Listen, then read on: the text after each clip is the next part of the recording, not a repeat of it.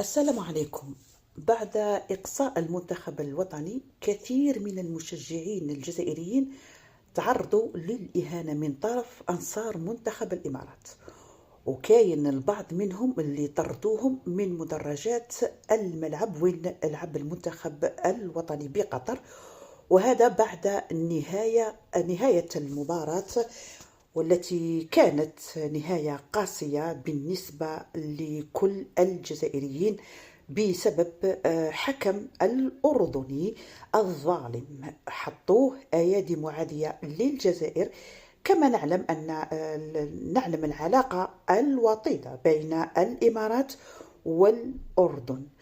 باختصار شديد، اللعبة واضحة، وكاين مشجعات إماراتيات قاعدوا يشروا في البلا من الجزائريات، وكما نعرفوا احنا حارين وما نسمحوش في حقنا.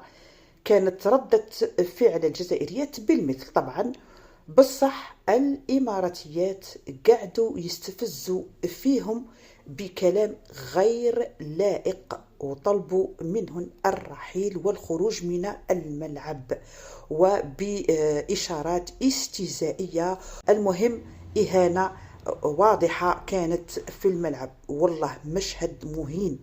علاه صرات غير الجزائريين هكا؟ يعني علاه داروا هاد المعاملة عاملوا بها الجزائريين أو المناصرين الجزائريين؟